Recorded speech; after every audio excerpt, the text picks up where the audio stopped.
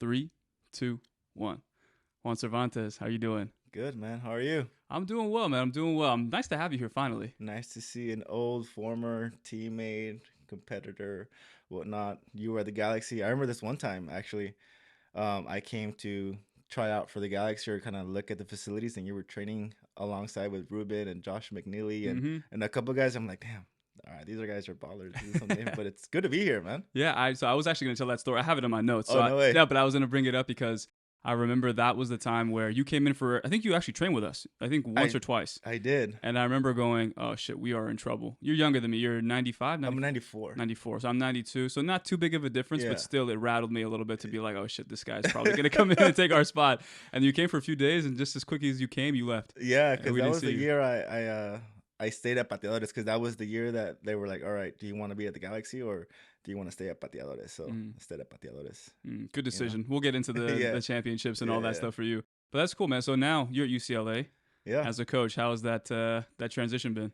It's good, man. I felt like it was the right choice to be at UCLA, and I fell there naturally to know the culture and kind of know the methodology behind the game there. And as a former player, it kind of blended me well into there, Mm, into Is, that system. is the pressure the same from when you were as a player to a coach? Do you feel that? It's a constant wear and tear kind of thing. It's a happy medium Mm, because I remember starting as a goalkeeper there. You kind of feel this weight of like, all right, this is no BS. This is like some serious stuff. This jersey means something. hmm As a coach as well, like you have that pressure, making sure that your goalkeeper doesn't feel that pressure because you want him to perform or whatnot. But yeah, certainly it makes you kind of live in the moment and kind mm. of get things right all the time. Something special, I feel like, when you're giving direction to somebody and you've been in those same shoes. Nick Raimondo, Brad Friedel, all these big names that have come through that university. And like you said, the jersey means something. So has that helped you in the way you communicate to the guys and try to alleviate some of the pressure for them? Yeah, you always bring back old clips from these guys, and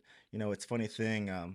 I guess the goalkeepers do their own kind of research, and you talk to them about certain situations, 1v1s, for example. And one of my current goalkeepers, Sam Joseph. Oh, uh, yeah, yeah, no, I get it. No, you're very good at those 1v1 situations. I'm like, what are you talking about? Oh yeah, I looked up your recruiting video online. I'm like, oh what? So it's kind of funny, but yeah, Yeah. it always circles back. That's great.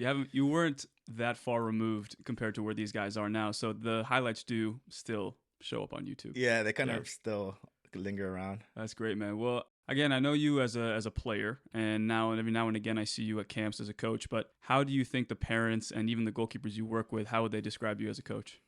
I would think that they describe me as a very enthusiastic coach, a coach that gets very excited, a coach that loves to coach the little things. I think when I coach new kids that come in and it's their first time training with me, they tell me and I ask them, hey, what did you like about this session? How was it different? And they say, I really like how you're not really focused on the save. Mm. You're rather focused on the movement to your tactical placement Mm-hmm. first because the save's gonna happen naturally. You just gotta make sure you get placed there first. If you feel like this kid is a little slow and they add a couple more slide shuffles instead of a crossover half step shuffle or whatever, Mm-hmm. you gotta make sure that they find their placement first because everything else is gonna go ahead and find its way. But Mm. you gotta get that down.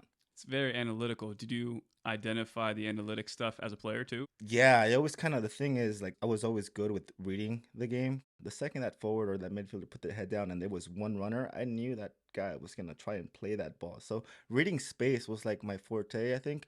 And if I can just pass that along to that new generations, hey, find the space, look at the space, the guy that's dribbling, see what their options are. There's Mm, probably one option or no options. You got to figure that out. for sure. You know? I still see sometimes, I wouldn't say the word cookie cutter, but you see shift over, get a volley, then shift over, and it's always quick movement and then deceleration to a standpoint. Mm-hmm. And I think we're talking about looking at the options for the striker, a guy crossing from outside the 18, and you have one defender with one runner coming in. You kind of have an idea of where's that runner coming in. Is he going far post? Then maybe for me, I have my hips open a little bit, so I'm already shifting to that far post to get there versus getting set and then the ball goes, and then I'm shifting over, and I'm being super naive. And again, it's us as players, we recognize that, and we try to identify that, and we try to give our goalkeepers that little head start at a young age to say, look, you can't have one-dimensional thinking. You have to think, what are the options? Move early. Can we get there? Beautiful.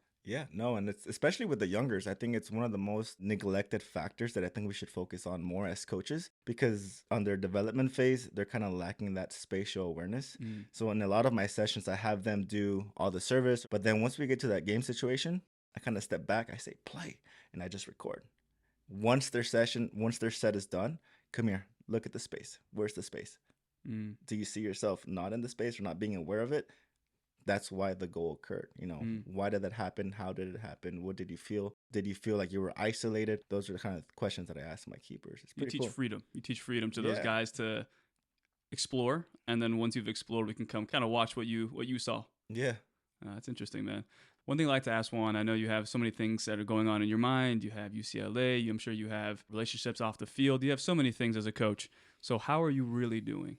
I'm doing good, man. I'm doing a lot better than what I was a couple of months ago. Mm, You know, you find yourself focused on club because that's like your main asset mm-hmm, of income. And then mm-hmm, you have UCLA, which is kind of voluntary and you have to wait for camps or whatnot. So now that I know that I'm getting offered the full position, I'm a little bit more at ease. You know what I mean? mm, Because, dude, it's cutthroat, man, in this world. I mean, all in all, like we're competitors. You, myself, you have Lomele, you have Big Joe, you have all these other guys that, you know, are ballers in this coaching world, you know, and you got to make sure that you stay relevant. And at the same time, we look at each other's work in awe because, you know, that's some great stuff that this guy's got cooking. You know, I mm, want to cook the same mm. or a little better. You know what I mean? For You sure. know, but it's always in good spirits, you Mm. know, but I'm a lot better and I'm more content right now too. Just the comfort knowing that you got that position. Yeah, it's just more Okay. comfort in that sense. Kind of, I don't feel so pressured. Or I don't feel like, Weighs you down. yeah, dude, Yeah. because that's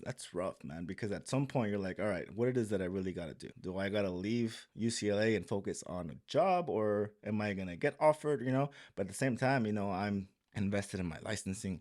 I'm invested in the C course right now. I did all my advanced national, and then I'm investing in equipment every year for my club, and then you got gas for, you know, down the 405 or whatever. It gets overwhelming, but now that I'm there, I'm a little bit more content, but I'm still pushing, and I'm Yeah. pushing hard. Yeah, Yeah, it's a tempered complacency. You got to yeah. be complacent in certain moments to relax Mm-hmm. and allow yourself to not carry that weight everywhere you go. Mm-hmm. And I think there's that fine balance, like you said earlier, of recognizing when to let off and when to push. Mm-hmm. And it seems like you're finding that, which is good. One thing that I do like about you, and I've noticed, is that when you have jobs that maybe the compensation may not be there, you kind of have to find ways to push yourself to be motivated. Mm-hmm. And I always tell young coaches who reach out to me and say, "Hey, like I need to know, what should I do or what should I be mindful of in the first few days at this job?" And I say, "Look, best case scenario, like what's happening with you is that you're going to get a full-time position and you can kind of be at ease that when you show up to work, the check is going to come. But if you don't have that, and like myself at Cal State LA, I was getting paid $2,000 every 6 months, really. And so I had to push myself and find a way to keep yourself relevant in the goalkeeping world. So I always Mm-hmm. tell them, show up with a GoPro. Because when you show up with a GoPro, you just press play, and now the session's being recorded. Not only are you getting better by logging your information, now the goalkeepers you're working with, they have a chance to watch themselves. And now, once you leave that, you've realized I've had a catalog of like 50, 60 sessions that I can post onto YouTube. And from there, keep yourself relevant for years and years to come with those sessions. I started watching more of your stuff, and I'm starting to realize, I'm like, okay, Juan gets it. You understand the big picture with all this and keeping yourself relevant. It's not just showing up to work and clocking in. It's like, how can I promote myself, but at the same time, too, help the kids that I'm working with? 100%. Mm. You know what I mean? And that it all started with you. I mean, you're the one kind of stapled that down, and now I have my like a 60-footer GoPro with the stand up Tripod. thing. Yeah, you just gotta make sure you don't hit it, or else the thing will tumble down. Uh-huh. But I got me one of those, and just the other day I give the GoPro to one of my goalkeepers, and he did a day in the life. So I'm waiting to drop that video Amazing. whenever he finishes that up, and then continue on to filming again. I love that. And again, now you have your licensing and things that you're doing, and you're very, very aware of trying to gain knowledge as a coach. Mm-hmm. How would you describe yourself as a player then? Is that your identity of reading scenarios early, or what was your physical? Like, what were the things that you kind of said, I can separate myself with these things? Well, I knew I was at UCLA, but now and I wasn't 6'2", 6'3", so I Mm, had to be good at something. So reading the game was one of my main qualities, as well as reaction, as well as just finding my placement. You know what I mean? Crosses was not my strong suit because, you know, when you're playing UW and these guys just dump balls all the time, it's not fun. You Mm-hmm. know what I mean? Yeah. So I had to find other strengths, Mm. playing out of the back, connecting balls, pinging balls. That was great. Sidewinders, as you know. Mm-hmm. It's how can you start counters? Yeah. Well, your shot stopping was ridiculous. I don't know if you still fly around these days. You're probably retired, but the things you used to do, man. I remember that again. That one session, you had a few saves, and again, that's what really caught my eye. I said, "Holy shit, we were in trouble because now I can't do that." So it's like, but it was like I think every step of the way in your career, you always see one or two profiles of guys that make you kind of go, "Okay, I can't rest anymore. Like I need to find a way to get better at this, this, and this." And I think for you, I don't know if you've had experiences with that, but for me, watching you, I was like, this guy can literally, you get a shot, get set, he'll dive to any corner and make a save. And I think you were fine tuning, you were still rough around the edges in Hmm. terms of your placement of parries and rebounds and things like that. But I think in terms of flying and quick reactions, you were at the top of Yeah, because I was a ganchero. I was shot stopper, that. Mm. shot stop this, shot stop that. So the second I got quality training, I was all right. I got to focus on where does this ball go? Can I go ahead and lead my player? Can I play this ball and give my player enough time to turn and then he can play forward? There's a lot of things that add on as a player that you kind of have to get better at as time goes on, Yeah. which is what you influence onto your goalkeepers Mm-hmm. at your university or at the two or with the first team. Yeah. I think when you're playing, you maybe have a little, I wouldn't say resentment, but you see certain people who maybe have gotten that training or had a coach influence them in a way that said, hey, with your feet, it's going to be a priority. And then 2, 3 years later, that investment really pays off where everything is through the goalkeeper Hmm. now. I don't know, for me, there was moments where I had regret towards the end of my career where I was like, no one ever, they did. I mean, I'm not Yeah. going to blame anybody else but myself, but it was like, no one really told me the value of nutrition. No one really told me the value of lifting weights. You had teammates that would do that and you would kind of say, okay, you're improving and all that's great. But for me, I never really had someone to say, dude, you are losing your prime right now because you're not staying fit. And when there's opportunities, if you're not showing up fit, and we all know this, you're not going to get those opportunities. So was there anything like regret coming out of it that you now instill in the guys? I mean, I wish I knew a little bit more about nutrition. And to be honest, I wasn't really aware of UCLA and all these big schools that have teams, dude. It's not that long ago that I was getting recruited. You know what I mean? But the second I was like, oh, UCLA soccer team, like what? Growing up, I thought I was just going to go to Elko or Cerritos because that's all I ever knew. All my buddies were going there. So I was like, all right, let's go. Mm. And then all of a sudden, Eddie's like, hey, I'm playing at the Galaxy and I win a championship or whatever. You're like, damn, there's actual possibilities out there. That's rad. Mm. Let's go. Yeah. Let's talk about the early years for you then. If I was putting a documentary together of Juan Cervantes, what would I have seen as a documentary crew? You would have seen a unhappy, stubborn 5-year-old as a forward. Mm. And then when you were getting scored on, you'd be upset and you're like, all right, move. I'm in here. So that's kind of how it started. I think my first goalkeeper coach was this guy named Elias. He was Guatemalan. Long curly hair, a long mullet, dude. It was crazy. I think maybe that's why I have one too. But this guy was insane. He's kind of what you call old school. He'd have you backpedal and then he hit a ball down for a front smother and you have to just stop it. Backpedal, stop, backpedal. You know what I mean? So Yeah, you'd yeah. get really tired, dude. And he made you do like 30 of those. Oh, shit. And then he'd have you do somersaults to a volley and you're just like, dude, what is this?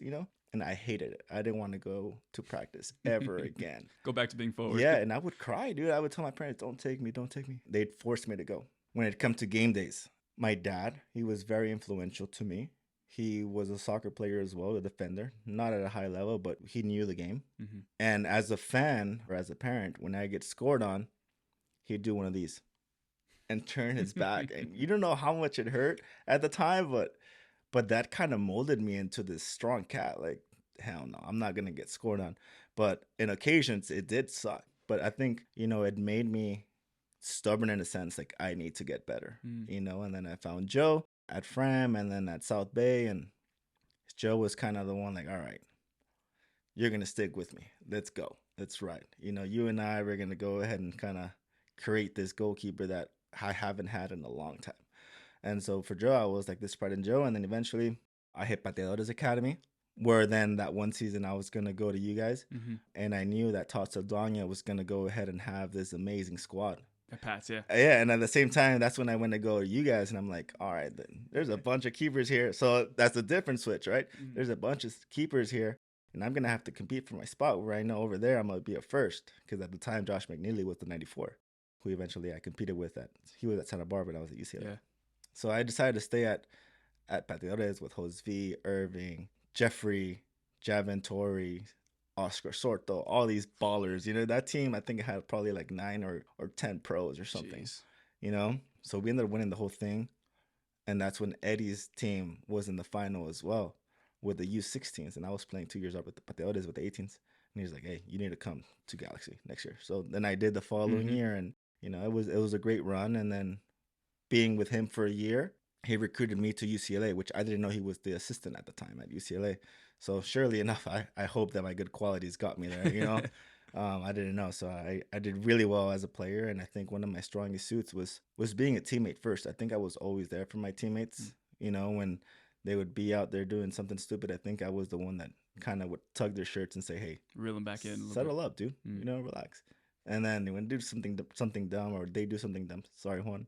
Sorry. You know what I mean? So it's kind of funny. Yeah. It seems like you were almost taking the approach that your dad did Yeah. to your teammates. Mm-hmm. So how much did your dad impact you? Was it just like he was pushing you to hit a North Star that maybe you at that age couldn't see? And he was just like, look, it's not good enough, Juan. And did he ever let up, or was he always continuously setting the bar higher and higher for you? Well, it was just the fact that he would always be there for me. And I thank him a lot because of me, my siblings probably didn't have that much attention from him because 5 days a week, he's coming straight from work and I wait for him with food in the car so he can go straight to practice. Wow. For him, it was a 8 to like 9 p.m. day almost every single day. I took him away from the family for a long time, including weekends and occasions. So, it was kind of more of like, all right, it's us two right now. We gotta grind for one another, And I think today, every single achievement I do, I'm like, look, Dad, I got my license. Oh, look, Dad, this happened. And he loves being at games. He gets there early for warm-ups. You know what I mean? And then he records them, which is great. That's the real show, though. Yeah, Wait, dude. I tell my parents, I'm like, I don't care if you watch the game, just come to the warm-up and you can dip Hang out. Yeah. Man, that's great, though. You guys have like it's a brotherhood, Mm-hmm. you and your dad. Mm-hmm. And you have other siblings, too, as well? Yeah, I have my brother who graduated from Pomona and 2 sisters that were at Cal. And do they ever look at you and say, man, you did take our dad away from us for a little bit? Not really. I never really thought of it until now, but I think in reality, I think that's what they might be thinking or whatnot. But like, I think right now our family has hit that spot where like everyone's united, which is great. That's amazing. And I want to tap into your ego just a little bit. We all would like to brag, but we all feel a certain way about ourselves. And I want to know a little bit on the field. You talked about maybe shot stopping and feed and awareness. I got that answer, but now I want to hear from the emotional side. What did you feel that you had emotionally on one side of it that you were happy about, but also two that you felt early on, I need to really improve on this? I think my emotions would kind of hinder me sometimes because I wanted to be more involved in the game rather than just do my job. Us as goalkeepers, we want to hit this ball 40 yards down in a freaking string. You know what I mean? So I needed to understand, all right, I got to keep my composure. I want to be a pro. I got to make sure I do this and that. And I feel like I started getting that later or after my college career. That's when I started feeling without stress. And I was playing at my best, I think, after college. At that point, it was just too late. So I feel like if I would have gotten that earlier, maybe more opportunities would have happened. Less stress in what sense? Looking at the bench and kind of seeing the other guy warm up. Like, if I make a mistake, am I going to get yelled at? That kind of thing. So it's like self-induced, self-inflicted. You put a lot of stress on yourself with outside factors. Yeah. Was there ever moments where it was going so well, but then you said something has to go wrong here, and you kind of like created this self-fulfilling prophecy of negativity? Or it happened to me a lot in games, and I don't know if it was the energy I was giving, but we'd be up and you can feel the nerves of the guys, and after that would be just simmering through the game. You're like, all right, we're probably going to concede a goal soon. We're probably going to concede, and surely enough, we're up 2-0 and it's 2-1, and then it's 2-2, and then it's 3-2 us, and then we end up losing 4-3. And it happens so commonly in games where you're just like, dude, it starts from the goalkeeper probably on that mental side.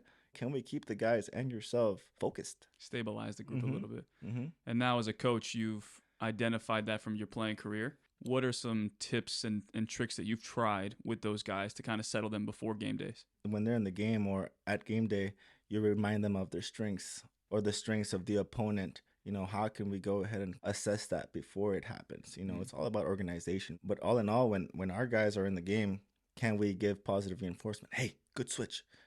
Good job getting that out of your feet and playing. This is all happening when the ball's on the opposing side, Yeah. right? So things like that, making sure that they feel that sense of, all right, I got this. I'm doing this. Hey, keep them composed. You're doing good. You know what I mean? Good save, good parry, things like that. Constant reminders. Yeah. Yeah. Sometimes when it gets too radio silent from the coaching staff, too many thoughts can go on in their head. Mhm. And I think a lot of times we talk about you just create this negativity and this picture that unless someone steps in and kind of like disrupts that train of thought, it can kind of go in a spiraling way. And some kids are mature enough to have awareness of that's happening. Let me step out of it and have tools to avoid it. And some kids kind of like let it really drag them down, and you could see it.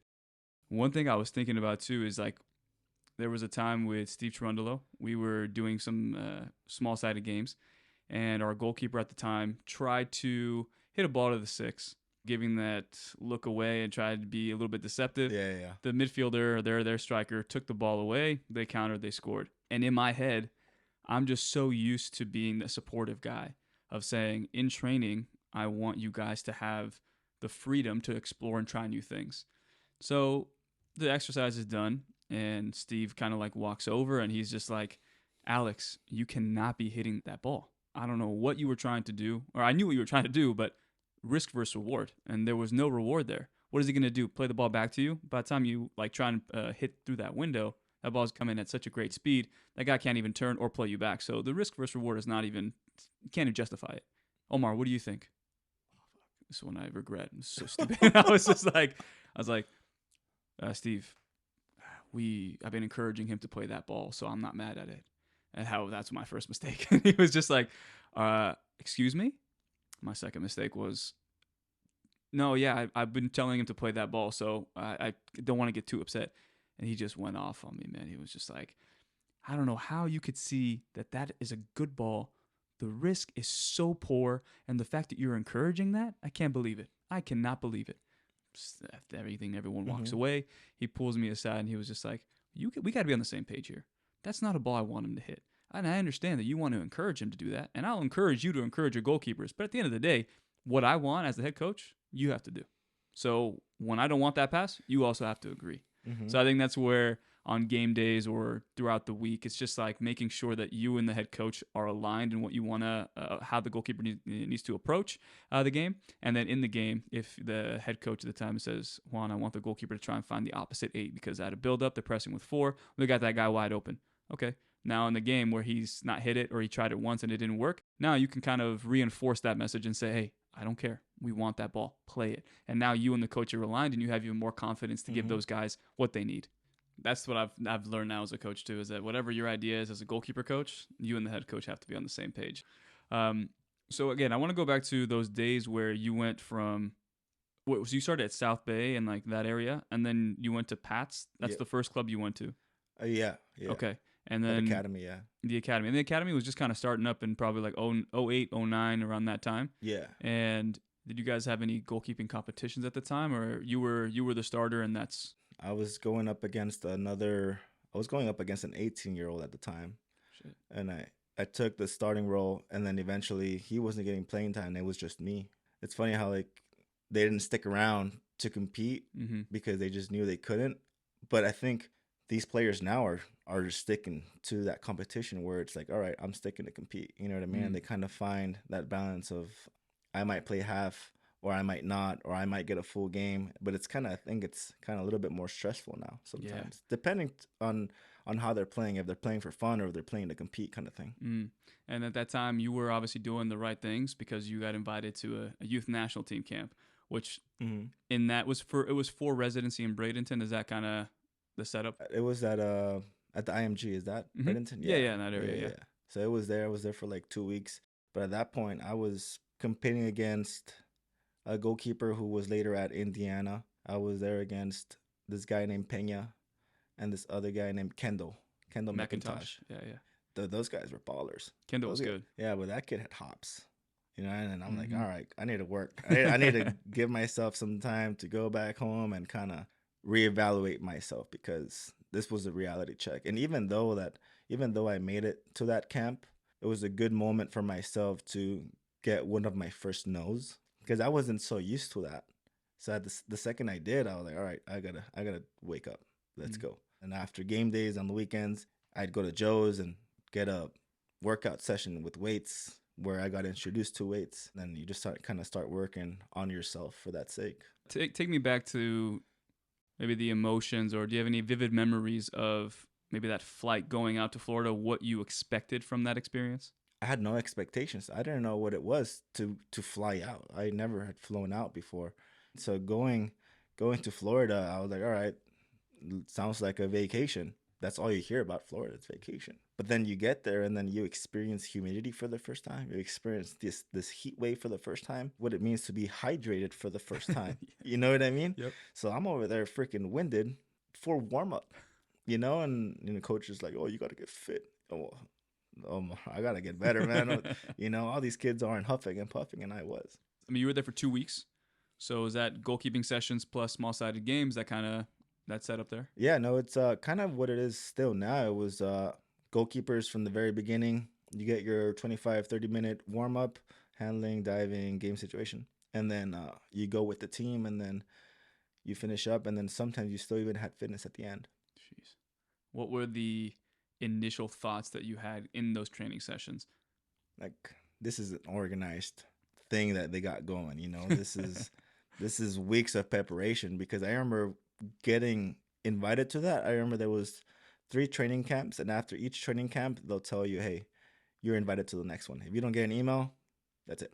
Mm. You know what I mean? So Yeah. making that 4th training and then getting that invitation to go there was something special. I took pride in that. But the second I got to the facilities, I'm like, I was a fish out of water. I'm not used to this. Yeah. None of your teammates, nobody you knew there? It's kind I of didn't solo. know anybody, but I knew that I was looking at these guys. Oh, like Mario Rodriguez, baller. Mm. You had these other guys that are now playing at Cholos there, and I'm like, all these guys that were legends, and then they just left and disappeared to the youth national team, and that's where they had school and whatnot. You're like, damn. So this is kind of what that college environment is like. I want to know more. You know what I mean? Yeah. What part of the goalkeeping side did you walk out of there going, I need to improve on? I needed to improve on my fitness, because Okay. everybody else there was just, jacked. And I was like, all right, like, I was a canchero. I was just smart. But there was more than just skill. So I needed to improve on that. And then these guys were just catching high balls like there was no tomorrow. And the speed of the volleys and the service from coach was just a lot harder, man. It's just pop, pop, pop. And I was like, all right, I got to bounce this ball down to the ground. This is coming in hot, and then I got kind of nailed for that.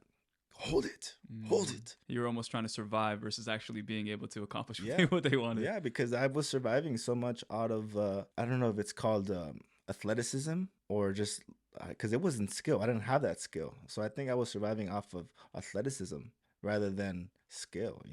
So catching the ball, being cleaner. Crosses, I think you start becoming a little bit more aware of goalkeepers who have the deficiency of crossing, because you get a lot more service into the box, and you kind of, if you're someone who's tall and someone who's been able to kind of just walk out there, stick the arms up and be able to catch the ball. But then eventually you get to that age group where you got bigger bodies, you got to time the ball perfectly. So when you came back, was the goalkeeper coach at Pat's, what was that like setup and training like? Was it after that experience saying, I need to work on this, this, and this? Or were you guys already working on that, but you got that opportunity too early? You know what? I never really had a goalkeeper coach besides Joe that I can really talk to like that. I felt like I couldn't tell a coach, hey, let's work on this. I just felt like that was disrespectful, but I feel like I shouldn't have been thinking that at the time, because how else am I supposed to connect with this guy? And then he and I embody this richness of us getting better together. So I feel like if there's one thing, I was like, have that connection with your goalkeeper coach, because you and him are in a team. You guys are this duo that have to work together to come up with topics to maximize the 30 or 40 minutes, even 20 or 15 minutes at some points. So can you maximize that time with pointers that you want to hit? Do you ever feel like, why aren't these guys asking more? Or do you have some goalkeepers who really want to improve and they say, coach, we work on this, this, and this? I have this culture with my boys so tight, I believe, that they tell me without even asking me, hey, coach, is it okay if we do this, and that? And I'm like, yeah, let's do it. Let's work on it. What are some points you want to hit? Oh, I feel like I lose the ball, and then out of the angles, I give up too much first post or whatever. So we come up with drills together that also incorporates footwork. No, I like to incorporate a lot of movements, a lot of passing, a lot of shots, everything, but still organized, where Yeah. it's an organized, chaotic movement. Mm-hmm. But you know what I mean? Yeah, like second So, and third actions. I've mhm, seen the sessions. I think the second and third actions that make sense. yeah, Not just because you're just trying to create. It's like you make a save. After that, what's the next action? yeah. What's next? Play out to the six or play out to one of the wingers. Ball back to you, and then we get a switch. So I think it all pieces together, which I like. Yeah. Yeah, and then from there, going back to Pats and going back to your original environment, like there was no ego, right? Because you were Mm-mm. like, I just got my first no, and again, no one really experiences that with you. You're kind of on a lonely journey. I knew I was alone, man, and that sucked because you have these other players that are riding with you, and oh yeah, I played with this guy, and this guy, and I've just heard of those names. I didn't know anybody, but and I remember that one of the goalkeepers there. It was obviously my first day. I'm not gonna say who it was, even though I mentioned their names already. I got these new sick all white roll fingers, and he's like, "I'll trade you." And I'm like, all right, I'm trying to have friends. And I gave him my brand new gloves for their all wear and tear down gloves. Oh, So that's kind of how I also went into my first day oh without my first no! pair. I forgot about that story, but that's what happened. Yeah. Right away, emotionally, you're just like, I have no I got bullied. confidence. Jesus. Oh man. And you guys, so you come back and obviously was there a major improvement when you got back? Yeah, I took every practice by every rep. You know what I mean? Because at that point I knew that there was opportunities. I knew that there was people watching, and I know people knew that I came back from this place. Mm, He might have not been good enough to stay, but he was good enough to get called up. So how can I go ahead and still be relevant to compete to what's next? There's universities down the street that are kind of calling my name now, and I mm, kind of know what they are now mm. because these guys are getting committed to those places. Yeah. Even though they might not be staying with the youth national team at the 18s or 16s, they're also going to be moved down to college soon. So that's when I started hearing college conversations. I gotta get the batteries in and let's go Mm. full charge. You understood what the sacrifice would lead to. Yeah, and you knew because those guys were a little bit better, you knew they put in a lot more time. So they deserve it. Mm. And you have to, as a player, understand that they have punched in that clock, and you Mm. got to punch in too. Yeah. And your pops was with you when that whole experience went down. Like, what was his advice to you coming back? Yeah, no, I was bummed, but it was more of like, all right, we know what's on the other side.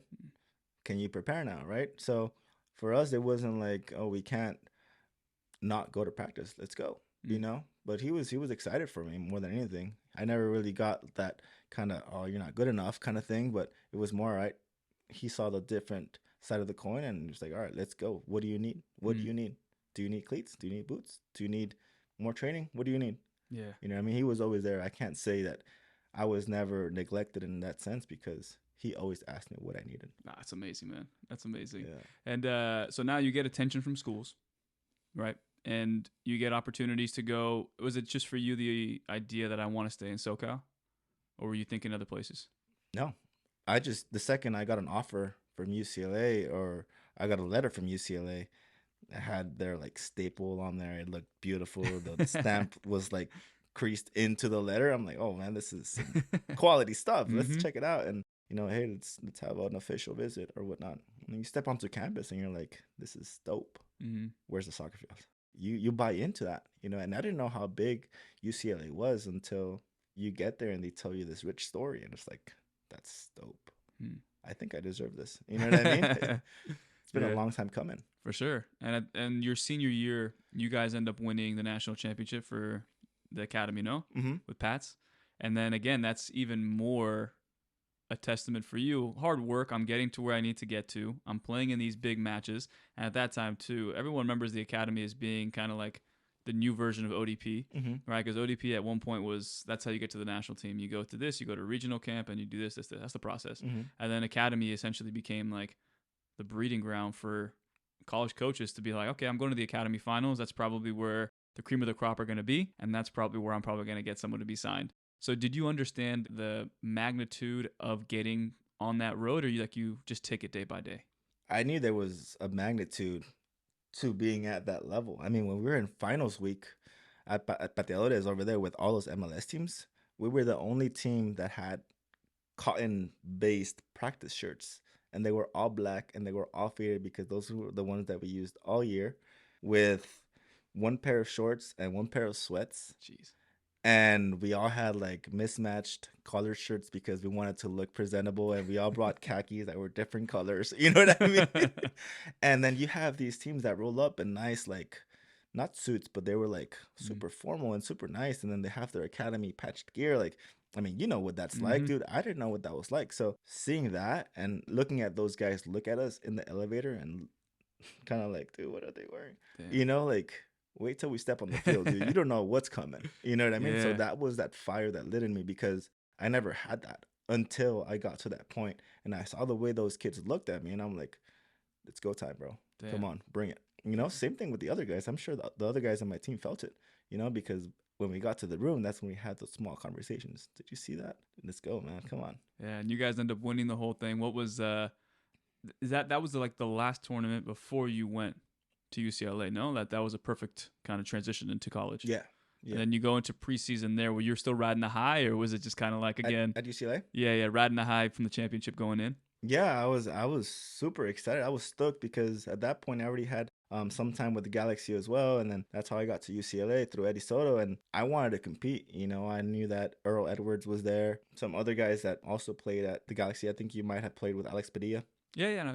Alex Padilla and this other guy named Jake Tenzer, and I knew I had to compete. You know, those guys are quality, so I wanted to be the first or the second. You know, in my first year, I got some playing time over those guys, and you know, surely enough, I go into my 5th game and I get benched the 6th game, which was against UCSB at UCSB. Oh no. And I was bummed, dude. I was so bummed because at that point I had already gotten 3 wins and 1 tie against Tulsa, win Irvine, win Maryland, tie, and New Mexico.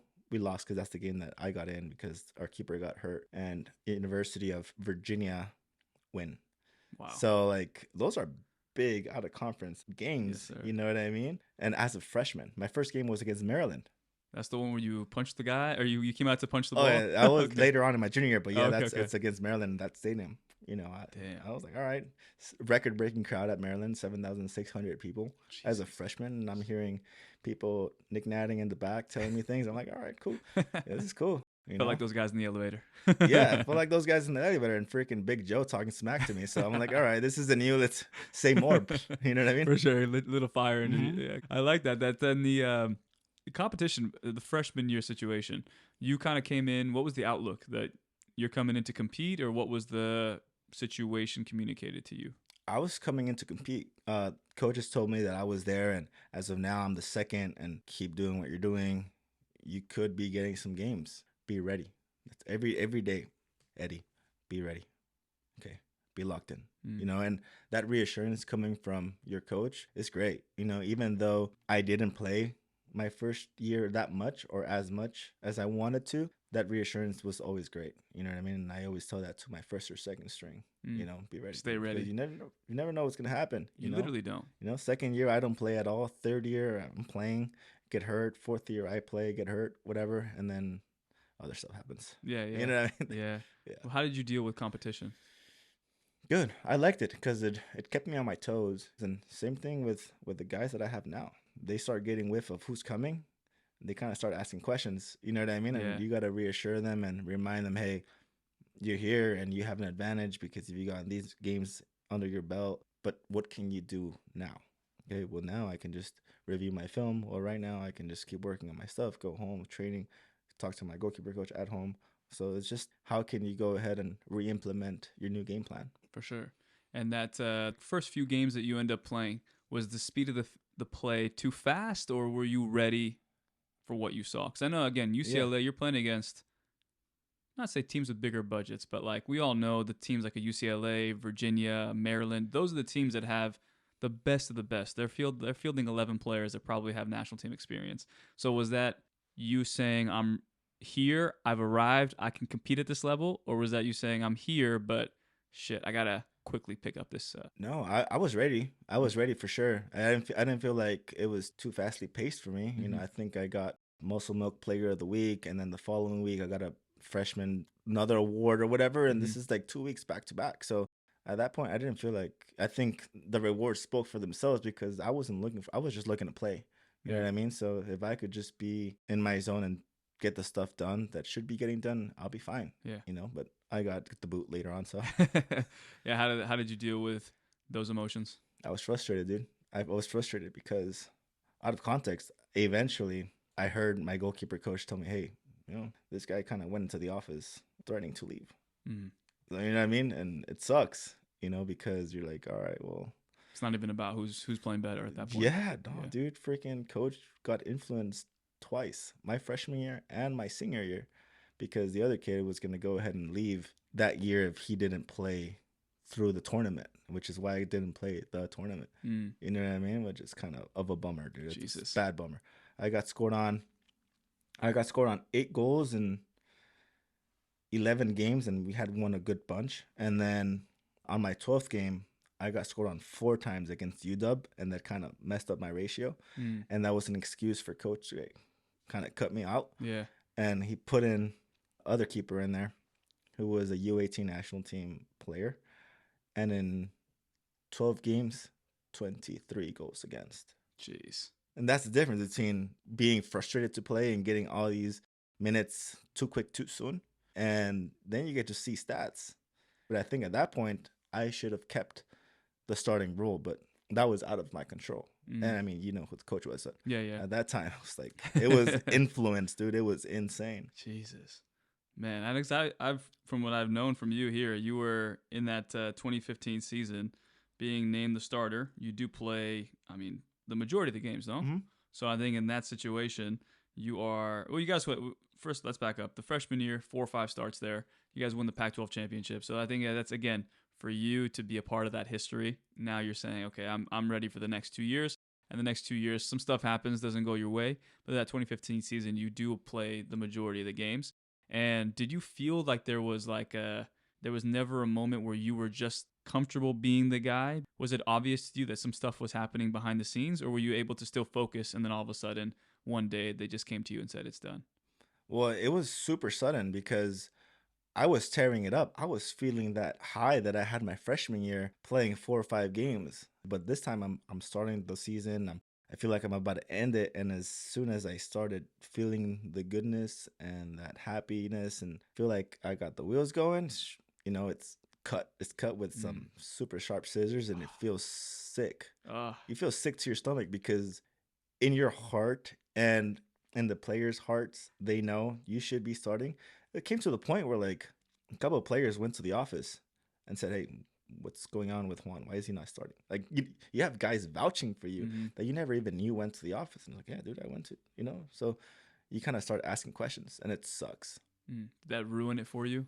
And that's kind of where it felt sour. But I feel like I gave it my best to my teammates as a teammate because at the end of the day, you want the team to win, you know, and you don't want to hold it against the other guys, you know, that kind of took that role because you're trying to give good vibes Mm-hmm. to everyone. But it kind of did leave that sour patch kid in me there. Yeah, You know what I for mean? sure. But, you know, now it's my job to make sure that my goalkeepers have a competitive edge, yet a healthy environment, yet an environment where they can ask me, "Hey, what topics are we doing? Hey, where do you see me?" Mm-hmm. You know, and have those conversations. And then the best part is that when they agree, they agree. But when they don't agree, you have to make sure you sit them down and remind them, "Hey, these are the things you got to work on." Wouldn't you say? As much as it sucks, they have to swallow that pill because it's true. Yeah. You know what I mean? And Yeah. then you have evidence. Yeah. 4 or 5 games, 6 games, 7 games. You know, these are the actions that you're missing. You're at UCLA, one of the best schools, richest history in goalkeeper development. This Mm-hmm. is goalkeeper heaven here. Yes, sir. You know what I Yep. mean? You got stars coming through here. There's a rule of thumb here, and there's the staple. And with that starting role, there's certain descriptions that you have to follow, and you have to make sure that you have. Do all your qualities fit this? These are some qualities you don't have yet or you've yet to develop. You know what I mean? Yeah. So there's certainly some boxes they haven't checked, and you have to remind them what they are, but also give them the tools to check them. For sure. You know, then it's up to them. Yeah, it seems like or maybe you would have wished you got a little bit more honesty from the coaching staff and people around you at UCLA. So now you're offering that as clear cut as you can be with these guys. Dude, yeah, and it's great because, as a volunteer, you kind of you can't be so committed to the team in some outside things that they got going on. Like, can you come to campus so that we can go have a team bonding thing? I'm like, I'd rather just do it private real quick because I have to make ends meet. So when you have guys asking, hey, are you coming? Are you coming? They're excited, and that makes you feel good because you've done something well with this program that this program hasn't had in a long time. How do you find motivation when there isn't the motivation monetarily? I think, again, that's the investment in the people versus the idea of what you feel like you should be getting paid. And I think that's the big thing that any young coach who's in these opportunities or getting these opportunities to help justify their decision to stick through that. Did you have enough left in the tank after all that stuff to go try and play pro? Or I was supposed to go and get a tryout with the Galaxy, but then whatever stuff happened with coach that was there at the time, I didn't get that support from him. So then I tried to do stuff on my own. It wasn't working out. I wasn't getting the looks that I wanted. And eventually I had this talk with myself, and I was like, hey, I got to make sure I make ends meet now. I think I came to realization a lot quicker and a lot faster than a lot of players that are still in the hunt to these days. And I knew that I was surrounded by quality players that played pro, but then they just got stuck with the second team for so long and they just weren't moving up. And then you kind of hear rumors of the pay there, and then you're just like, all right, well, I need to get actually paid soon because I got to make ends meet, man. I'm not living for free anymore. You know what I mean? I graduated, I got to pay something. I got to pay rent. And eventually I seeked out this goalkeeper coaching job. And I remember I was driving from Inglewood to Pasadena 3 times a week to do 6 hours back to back to back to back because I needed to do it because I knew that's where it was at. Yeah. You got to pay those dues. That's what Joe always says. Pay those dues, son. Pay those dues, nephew. Jeez. You know what I mean? So I did, dude. It sucked. And even some days, Joe and I, or even by myself, I'd go to Manhattan Beach or Hermosa Beach and just freaking go to town from 8 a.m. to 5 p.m. with 1 hour break or no hours break. Just eat a granola bar and let's go. You come home all sunburned or whatever. But this goalkeeper coaching job isn't for everyone. And when they ask me for advice, you got to be real honest with them and say, hey, there's probably not going to be much money in there the first 2, 3, or maybe even 4 years because you're competing with a bunch of guys that want the same thing that you do, and there's clubs that already have goalkeeper coaches. There's not going to be more clubs that are going to start expanding. So you got to make sure you do it right. And if you want to get it done, you got to make sure you abide by those rules and do your time because something will open because there's more opportunities for guys like you and I that have been in the game for longer periods, but you have to make sure you put in the time. Yeah. Out of sight, out of mind. Yeah. If you stop short, you're never going to be on the front of someone's mind when an opportunity comes up. And that's you kind of have to eat shit, man. That's really the easiest way to say it. I remember, again, I've told the story so many times of Cal State LA and tell it, bro. No, I think when you get to a point as a coach, even as a player, when you get into scenarios where you feel like you're putting in all this work and getting no return out of it, yes, you have to have the mentality of like, okay, is this really worth my time? And if it isn't, then we move on. But if you feel like it is and you're stuck in this situation, get the best out of it. And that's why, luckily, I was always filming stuff prior. So like I came into Cal State LA and I was fortunate to still say, you know what, I'm not getting paid for this, but I can still post to YouTube by filming this, and this. But then I started noticing that the framework that the head coach was providing in terms of being a winner, in terms of just teaching me that there's thankless work that goes into this stuff, but every now and again, that thankless work will come to give you a victory or to give you a win that the opposing coach, they probably could have scouted the penalties a little bit more, but they didn't, and we did, and now we just won. I remember we played against this, I think, some Texas team in the NCAA playoff. The coach told me for like that entire year, even like towards the playoffs, he said, I want you to look up every single kicker on this team. Please just help me find as many kicks as we can. I did like 7 games, and I'm like, haven't got a PKs once. And I'm sitting there going, this is bullshit, dude. Why am I doing all this work for no reason? And then all of a sudden we play against this Texas team, and we get a PK. Or they get a PK on us in the first half.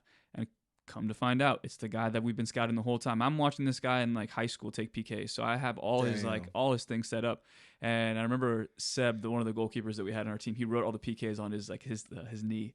And we're like, Seb, where's this guy going? And he's like, oh yeah, you told me that he went here, here, and here. Okay, he probably is gonna go this way. Our coach like signals to our keeper where he's gonna go. Boom, he makes the save. We go to PKs, and our goalkeeper unfortunately saves one, but he dove right because we knew every single kicker. And he dove the exact correct way. And then after that, we end up winning. We go to the national title game, we lose. But still, that in itself proved to me like, oh shit, now he's just providing me the template how you are a successful coach or a successful person in this business. You have to do thankless work, eat shit. And every now and again, that work will come to fruition when somebody else didn't put that work in. Yep. And I'll tell you the fast story. We went to the national championship game in 2021. I did the same research like I always do.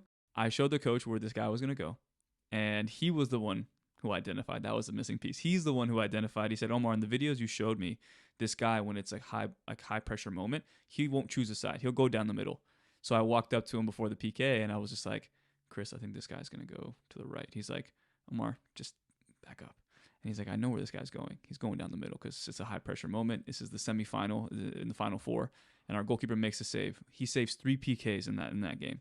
And again, it just like reiterates and keeps on like amplifying this voice of like, if you want success, you have to do thankless work for years and years and years. And eventually, if you're doing it in the right way and you have the right mentor steering you in the correct direction, that breakthrough will happen. But you have to understand that it's not going to be easy. And what the process looks like, it's thankless. But when it's all said and done, you want to be able to say, I checked off every single box. And when you do that, you can sleep at night. And it seems to me, hearing your story, that like you were able to sleep at night knowing that I'm working my ass off 6 hours, but it's not sustainable. Mm-hmm. So how can I scheme while I have this operation still going? How can I scheme to get better? And I think for you, you've probably been able to slowly find ways into UCLA. Then, at IG, I know you're a partner now. So like there's different things that have come along the way, but those opportunities don't come if you don't start. Yeah, no, at the end of the day, man, I stuck at UCLA because I was happy being there for the guys, and seeing how happy they are when you're there for them, knowingly that they know that, hey, you're a volunteer or whatnot. They treat you great, man. They treat you like a freaking rock star every day, Hey, coach, Juancho, what up? Yeah.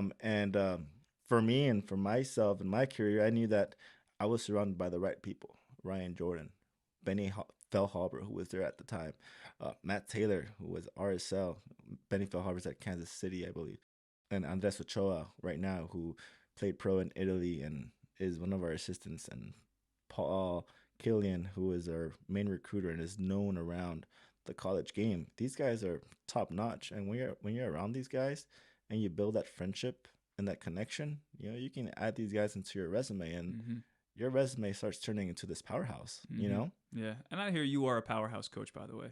I'm telling you, oh, stop it. I talked to Joe, and Joe's just like, dude, Omar, if you were to see the goalkeepers that are coming from Beach FC, whatever Juan's doing, he's doing something right.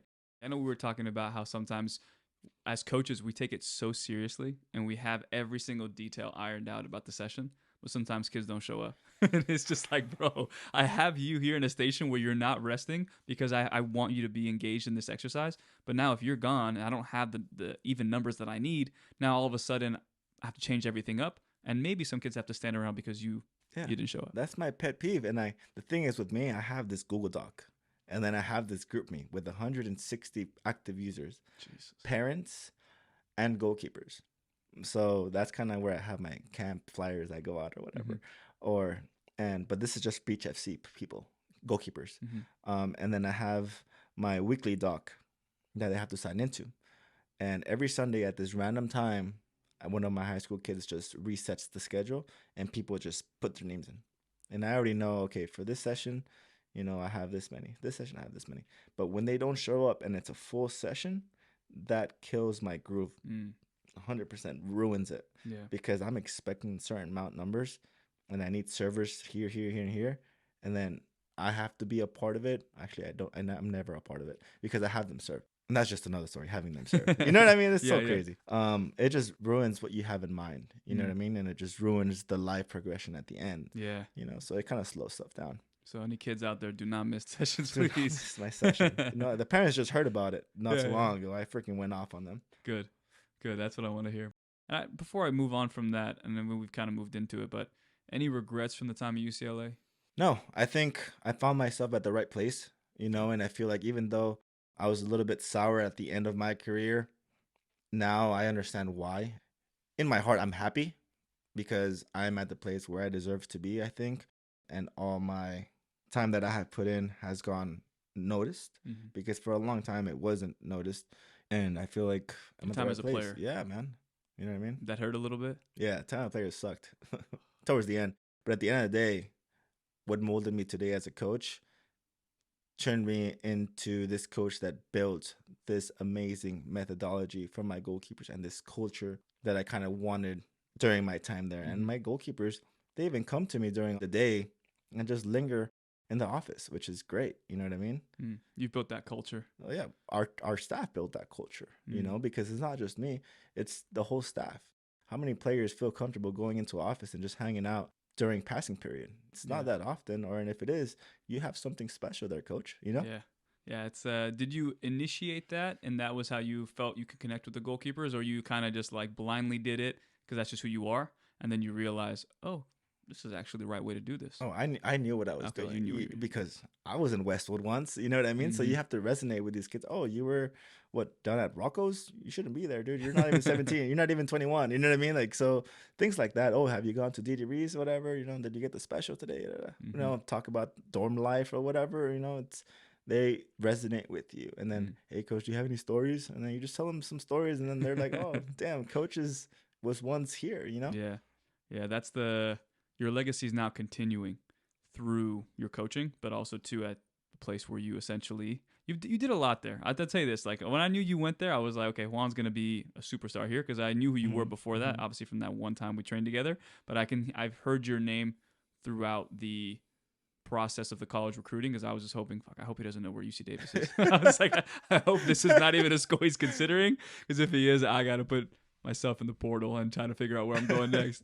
But I think, yeah, it hurt me to even hear that from you because it's like you go somewhere, you give it your all, you give it everything, and then to almost maybe sometimes feel like what you put into it wasn't reciprocated or the school didn't really appreciate you the way you felt that you should have been. Hmm. That to me is it's a concern and it's a thing that a lot of kids have to deal with where you go in there and you have to buy in and then all of a sudden you buy in and then just like that someone comes in to take your place or you're not as valued as you thought you were or you were not as valued as you were being sold that you were.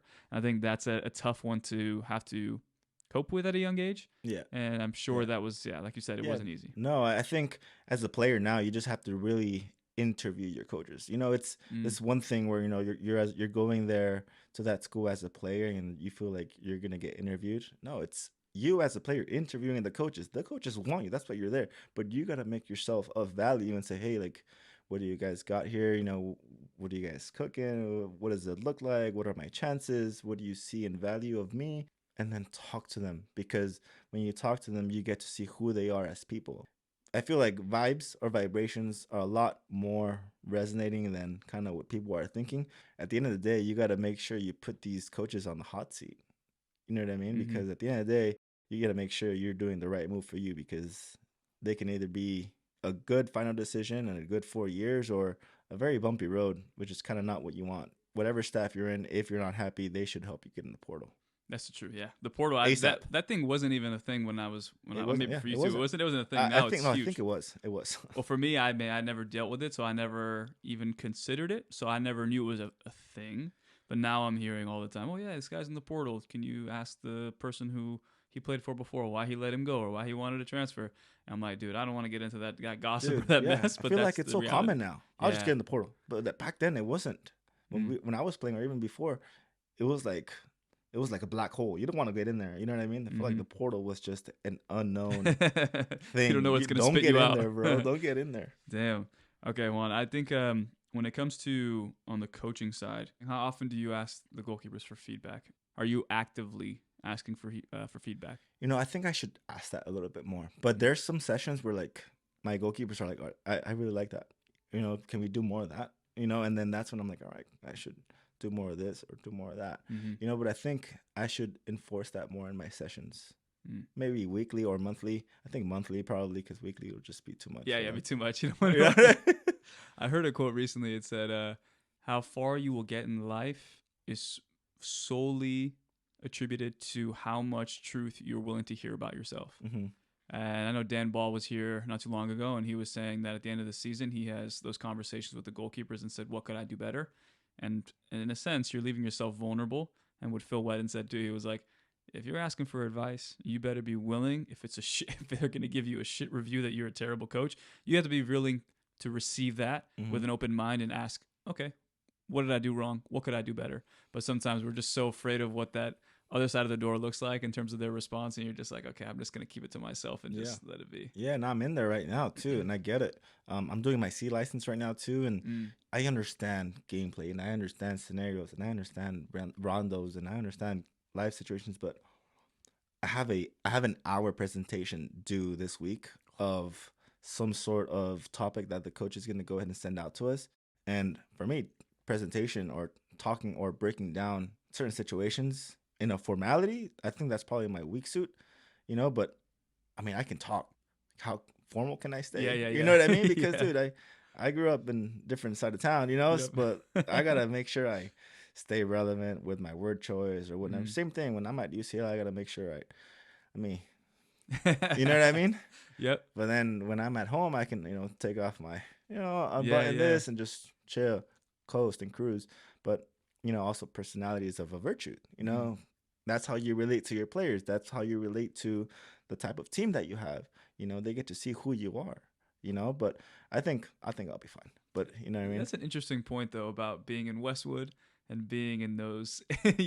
You don't look like a Trust me, guy from bro. Westwood, probably. Trust me, bro. I know. And Oof. yeah, it's different, bro. Even as a player there or as a student, you kind of feel certain type of way sometimes, you know what I Mm. mean? Because yeah, you have these kids that, have nice houses and then they hear your problems and it's just like, well, that's your problem. Yeah. You know, I know it's my problem, bro. It's been my problem my whole life. You know what I mean? Yeah.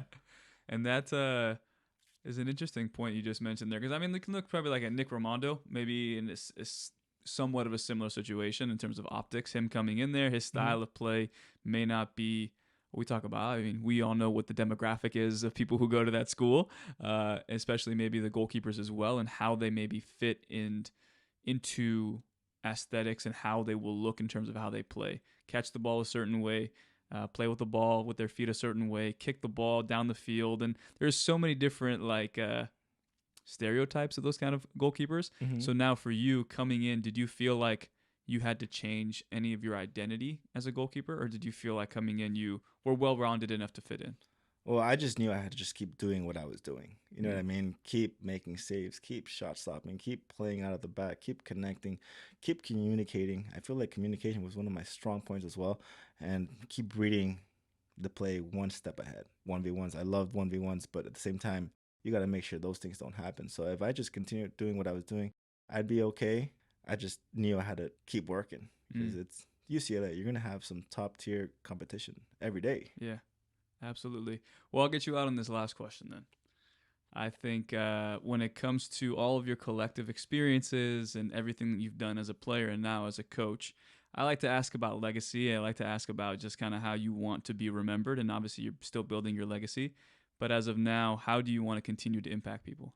I never thought I'd have a legacy. I don't think I have one, but It's growing. it's growing for sure. I think I want to be remembered as that enthusiastic coach that always brought the best out of you as a person first, and that's how I get the best out of you on the field. Mm. And that's how I do it now. It's to this day with my goalkeepers. The funny thing is you have guys or you go to trips or whatnot, and then you have your goalkeeper kind of linger in the back with you. You kind of Yeah. slow down. They slow down Yep. their The walkway team or their walks. Yeah, their their yeah. pace to just like, what's up, Mm-hmm. what's up, coach? What's up, coach? Mm-hmm. Oh, how's it going, man? How you doing? I'm good. I'm all right. Well, what's up, man? Oh, it's just this. It's just that. Mm-hmm. It's funny how like they kind of wanna have a conversation. So when they do that, I feel so happy because they find that comfort in you to have a conversation of seriousness of like how can not even improve. It's just how can I help you right now? You know what I Yeah. mean? And that's the best part. Yeah. It's lonely, and we all know that when you're competing for a role or a spot at UCLA, that could be lonely in itself, even if you're part of a group. So I think just any coaches out there listening, sometimes you just kind of have to go out of your way, and you talk about vibes, sense that something may be off, or this goalkeeper just needs someone to put their arm around them, and maybe that's just the missing link for them to maybe see that they're valued, and that value gives them more attention to detail of coming to training and working for you or working for the school, and in that sense, hopefully that provides value to them to continue to grow, and they achieve their dreams. So that'd be great. 100%. But Juan, I appreciate you for coming on. Hopefully come out to some of the games and some of your training sessions soon, and vice versa. That'd be great. I brought you some gear for that reason. I appreciate that. You'll see me at the fence. Hey, it's me with the UCLA gear. For sure. Appreciate you, man. Thank you. Anytime. Oh, this microphone. Every time I do the high five, it always turns into madness. All right.